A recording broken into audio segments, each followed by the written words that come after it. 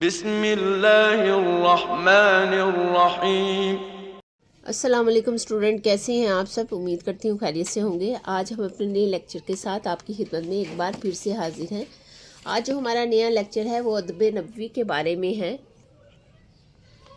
ادب نبوی اور معاشرتی احکامات، سورہ حجرات آیت نمبر 1 تا 18 ہم نے ٹوٹل کرنا ہے۔ یہ 14 نمبر پر ہماری ہیڈنگ ہے، لیکن آج جو ہم کریں گے آیت نمبر 1 تا 5 کریں گے، پھر اس کے بعد فردر ہم کریں گے۔ نبی صلی اللہ علیہ وآلہ وصحبہ وسلم کا مقام آج ہم پڑھیں گے۔ تو سب سے پہلے ہم کرتے ہیں ترجمہ۔ بسم اللہ الرحمن الرحیم۔ یا ایھا الذین آمنوا، اے ایمان والو، لا تقدموا، نہ تم آگے بڑھو، بین یدی اللہ، یدا اللہ، اللہ کے سامنے، و رسولی، اور اس کا رسول، واتقوا، اور تم ڈرو، اللہ سے، ان اللہ سمیع علیم، بے شک اللہ تعالیٰ سننے والا اور جاننے والا ہے۔ یا ایھا الذین، اے لوگو، آمنو، ایمان والو، لا ترفعوا، نہ تم اونچی کرو، اصواتکم، اپنی آوازوں کو، فوق صوت النبی، نبی صلی اللہ علیہ وآلہ وسلم کی آواز کے اوپر، ولا تجہروا، اور نہ تم زور سے بولو، لہو، اس کے سامنے، بالقول، گفتگو میں، کجہری، جیسے کہ بول آواز ہو بلند، بعضکم، تمہارے بعض کی، لبعض، بعض کے لیے، یعنی تم جیسے آپس میں گفتگو کرتے ہو اس طرح تم ان کے سامنے گفتگو نہیں کر سکتے، ان کے ادب کا دھیان کرو۔ تحبتا، یہ کہ کہیں ضائع ہو جائے، اعمالکم، تمہارے اعمال، وانتم، اور تم، لا تشعرون، شعور نہیں رکھتے۔ ان الذین، بے شک جو لوگ، یغضون، وہ آہستہ رکھتے ہیں، اصواتکم، اپنی آوازوں کو، عند رسول اللہ، اللہ تعالیٰ کے رسول کے سامنے، اور اولئک، یہی وہ لوگ ہیں، الذین، جو لوگ، امتحن اللہ، آزمایا ہے اللہ تعالیٰ نے، قلوبہم، ان کے دل، للتقویٰ، تقویٰ کے پرہیزگاری کے لیے، لہم، ان کے لیے، مغفرۃ، مغفرت ہے، واجر عظیم، اور اجر ہے بڑا۔ ٹھیک ہے، پہلے ہم کریں گے اس کا ترجمہ۔ اے مومن، اللہ اور اس کے رسول کے آگے نہ بڑھو، اور اللہ سے ڈرو، بے شک اللہ تعالیٰ سننے والا اور جاننے والا ہے۔ اے مومنو، تم اپنی آوازیں نبی صلی اللہ علیہ وسلم کی آوازوں سے نیچے رکھو، اونچی نہ کرو، اور ان کے سامنے زور سے نہ بولو، کہ جیسے کہ تم آپس میں ایک دوسرے سے گفتگو کرتے ہو، کہیں ایسا نہ ہو کہ تمہارے اعمال ضائع ہو جائیں۔ یہ وہ لوگ ہیں، ٹھیک ہے، یہاں سے دیکھتے ہیں، یہ وہ لوگ ہیں جن کے دلوں کو اللہ تعالیٰ نے پرہیزگاری کے لیے آزمایا ہے، ان کے لیے مغفرت ہے اور بڑا اجر ہے۔ ان الذین ینادونک، بے شک جو لوگ آپ کو پکارتے ہیں، من وراء حجرات، باہر حجروں کے پیچھے سے، اکثرہم، اکثر ان میں سے، بے شک جو لوگ آپ کو حجروں کے نیچے سے، باہر سے پکارتے ہیں، یعقلون، نہیں وہ عقل رکھتے، وہ شعور نہیں رکھتے۔ جو لوگ آپ کو پردوں کے پیچھے سے آواز دیتے ہیں وہ شعور نہیں رکھتے۔ وَلَوْ أَنَّهُمْ صَبَرُوا، اور اگر البتہ وہ صبر کرتے، حتیٰ یہاں تک کہ تخرجا، آپ نکل آتے، علیہم، ان کی طرف، لَكَانَ خَيْرًا لَهُمْ، وَاللَّهُ غَفُورٌ رَحِيمٌ، البتہ یہ بہتر ہوتا ہے ان کے لیے، اللہ تعالیٰ بخشنے والا اور مہربان ہے۔ عربک واحد میں آ جاتا ہے فعل ماضی، آمنو، امتحن اور صبرو۔ فعل مضارع میں آتا ہے یغضون، ینادوکا، ینادونکا، من میں ینادونا ہے فعل مضارع، کاف ضمیر ہے، یعقلون، تخرجا، تہبتا، تشعرون، یحبو، فعل امر ہے، اتقوا، فعل نہیں ہے، لا تقدموا، لا ترفعوا، لا تجہروا، مرکب اضافی ہے، قلوبہم، رسول اللہ، رسولہ، صوت النبی، اعمالکم، اصواتہم۔ اب اس میں ہی، کم، سوتا، کم اور ہم جو ہیں وہ ضمائر ہیں۔ آگے ضمائر میں نے یہ ساری چیزیں بتا دی۔ حرف جر ہے، لاہو میں لام حرف جر ہے، ہو ضمیر ہے، لباس میں لام ضمیر ہے، لہم میں لام حرف جر، ہم ضمیر، علیہم میں لا حرف جر، ہم ضمیر، لہم میں لا حرف جر، ہم ضمیر ہے۔ ٹھیک ہے، یہاں تک ہو گیا کلیئر۔ آگے ہم پڑھیں گے اس کو تفسیر میں۔ ہم کیا کریں گے تفسیر میں؟ ہم آیت نمبر 1 کی کریں گے۔ اللہ اور رسول کا معاملہ ایک ہے۔ اس آیت میں اہل ایمان کو آداب معاشرت سکھاتے ہوئے اللہ اور رسول صلی اللہ علیہ وسلم کے بارے میں حکم دیا گیا ہے کہ وہ ان سے آگے بڑھنے کی کوشش نہ کریں۔ اس سے معلوم ہوتا ہے کہ اللہ کے ساتھ جو ادب ملحوظ رکھنا چاہیے وہی اس کے رسول صلی اللہ علیہ وسلم کے ساتھ بھی ہونا چاہیے، کیونکہ رسول صلی اللہ علیہ وسلم کے نمائندے میں بلکہ انبیاء اور رسول کا احترام و دراصل اللہ کا احترام ہے، اور ان کی توہین حقیقت میں اللہ کی توہین ہے۔ رسول صلی اللہ علیہ وسلم اللہ کا مقام اس آیت میں رسول صلی اللہ علیہ وسلم کے مقام کے بارے میں بتایا گیا ہے کہ ان کے ساتھ عام انسانوں کے معاملات نہ کرو، کیونکہ رسول بے ادبی اور سخت گناہ گار ہوتا ہے۔ جو بھی رسول صلی اللہ علیہ وسلم سے بے ادبی کرے گا وہ سخت گناہ گار کا ہوگا، بلکہ دائرہ اسلام سے بھی خارج ہونے کے امکانات ہوتے ہیں، نعوذ باللہ۔ آگے ہوتا ہے مولانا مودودی رحمۃ اللہ اس بارے میں لکھتے ہیں کہ اس سے ارشاد سے معلوم ہوتا ہے کہ دین میں ذات رسول صلی اللہ علیہ وسلم کی عظمت کا کیا مقام ہے۔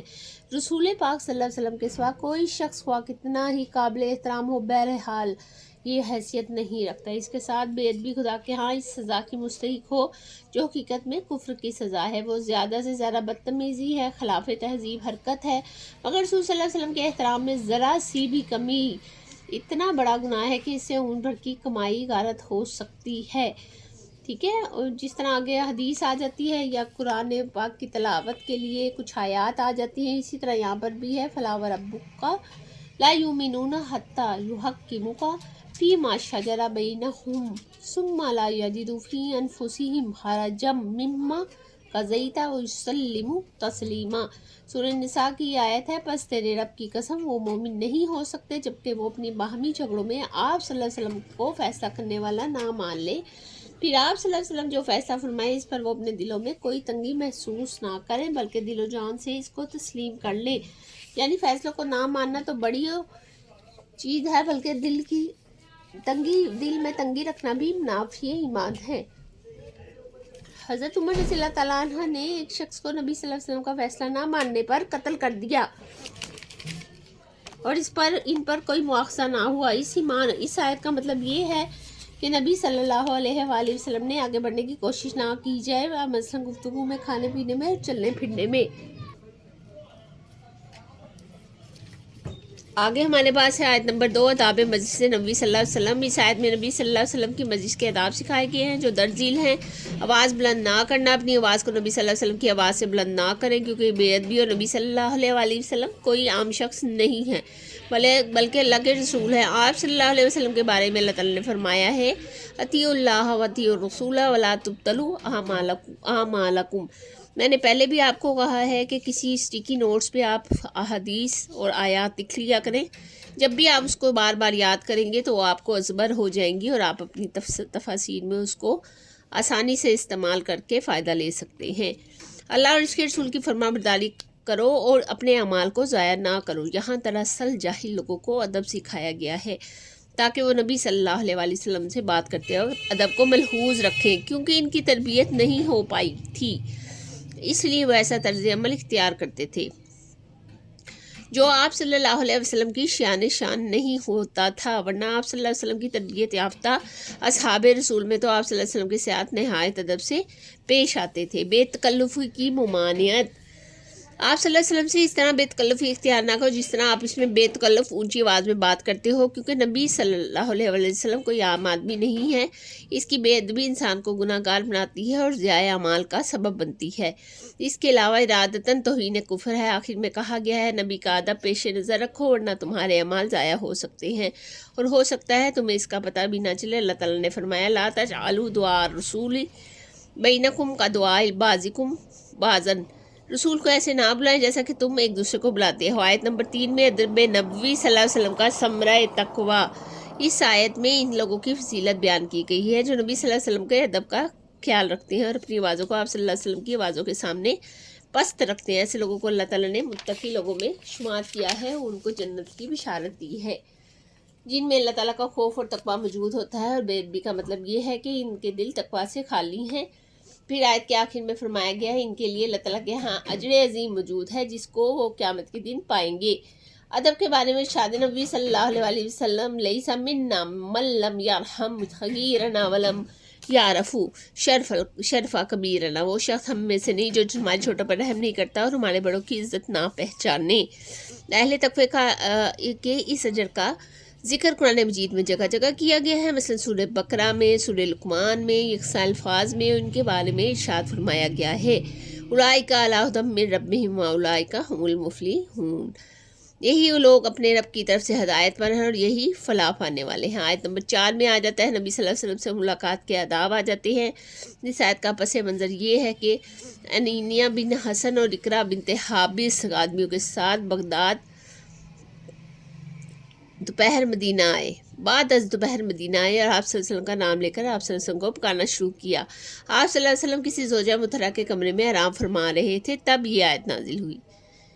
कुरान हकीम के इस हिस्से का मुताला करते हुए हमें इस माहौल को पेश नज़र रखना है जिसमें आयात नाजिल हुई। इस वक्त अहले ईमान के दो ग्रोह थे। एक ग्रोह वो था जो तरबियत याफ्ता था और एक ये सहाबा से नबी सल्लल्लाहु अलैहि वसल्लम के असरार और रमूज से आगाह थे। लेकिन अहले ईमान का दूसरा ग्रोह वो था जो ताज़ा मुसलमान हुए थे और इनको इस्लामी तहजीब और अखलाक की अभी मुकम्मल तरबियत हासिल नहीं हुई थी, इसलिए वो किसी भी वक्त रसूल सल्लल्लाहु अलैहि वसल्लम से मुलाकात के लिए चल देते थे और अज़वाज मुतहरात रज़ियल्लाहु तआला अन्हा के हुजरों के बाहर से ही आप सल्लल्लाहु अलैहि वसल्लम को पुकारना शुरू कर देते थे। इससे हुज़ूर सल्लल्लाहु अलैहि वसल्लम को तकलीफ़ होती थी और आप सल्लल्लाहु अलैहि वसल्लम अपनी तबी हलम की वजह से खामोश रहते थे। ये ज़्यादातर एराब यानी देहाती किस्म के लोग थे, इसलिए इनको तंबीह की गई कि वो आदाब नबी सल्लल्लाहु अलैहि वसल्लम का ख्याल रखें, क्योंकि नबी सल्लल्लाहु अलैहि वसल्लम को दूसरे ग्रोह की वजह से तकलीफ़ हुई थी। आयत नंबर 5 की जो तफसीर है वो है, इसका पस मंजर क्या है, इसका है कि एक ग्रोह तो इनके लोगों का था जिन्होंने मुसलसल आप सल्लल्लाहु अलैहि वसल्लम की सोबत में रह के इस्लामी तहजीब और अखलाक की तरबियत पाई थी, इसलिए इन्हें रसूल अकरम सल्लल्लाहु अलैहि वसल्लम के मिशन की अहमियत का भी एहसास था और इस चीज़ का इल्म भी वो रखते थे कि हुज़ूर अकरम सल्लल्लाहु अलैहि वसल्लम को इस मिशन की कामयाबी के लिए कितनी सख्त मेहनत करना पड़ रही है।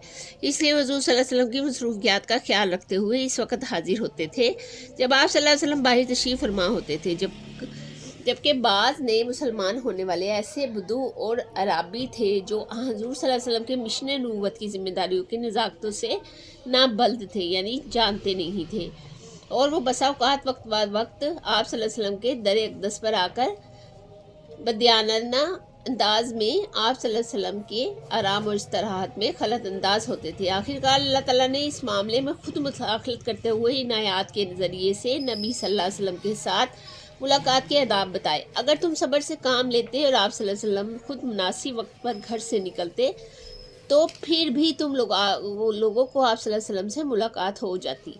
इमाम बगवी रहमतुल्लाह अलैह ने जिक्र किया है कि बनु तमीम के लोग जब मदीना पहुँचे तो रसूल सल्लल्लाहु अलैहि वसल्लम आराम फरमा रहे थे। ये लोग देहाती थे और बारगाह नबूवत सल्लल्लाहु अलैहि वसल्लम के अहताब से नावाकिफ़ थे, इसलिए उन्होंने हुजुरात के पास खड़े होकर पुकारना शुरू किया, उखरिज इलैना या मोहम्मद, ए मोहम्मद सल्लल्लाहु अलैहि वसल्लम हमारे लिए बाहर निकलिए। इस बद तहजीबी पर अल्लाह ताला ने लोगों की तादीब फरमाई और आदाब नबी सल्लल्लाहु अलैहि वसल्लम की तालीम देकर इनको मुतनब्बा फरमा दिया और तर्ज अमल तुम्हारे लिए बेहतर ना था, ये कहा।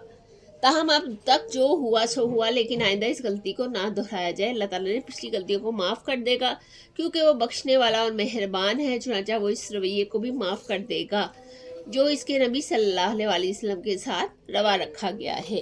क्योंकि इस वक्त आदाब सिखाए जा रहे थे और दो तरह के ग्रोह थे, जैसा कि पहले ही बताया जा चुका है। उम्मीद करती हूँ कि आज का जो भी लेक्चर हमने पढ़ा है, जो भी हमने इसको समझा है, जो समझा है, ये सारा आपको अच्छे से समझ आ गया होगा और इन आयात के शान नुज़ूल भी पता लग गए होंगे जो इसके दरमियान में ही बता दिए गए हैं। इसकी ग्रामर पे आपने बहुत तवज्जो देनी है, खुद से इसकी ग्रामर की प्रैक्टिस करनी है। अपना बहुत सारा ख्याल रखिएगा। मेरे चैनल को लाइक और सब्सक्राइब कीजिएगा ताकि हर नई आने वाली वीडियो से आप बाखबर रह सकें और नए लेक्चर का आपको पता चल सके। अब नेक्स्ट लेक्चर में नेक्स्ट लेसन के साथ फिर से आपके खिदमत में हाजिर होते हैं। तब तक के लिए अल्लाह हाफिज़।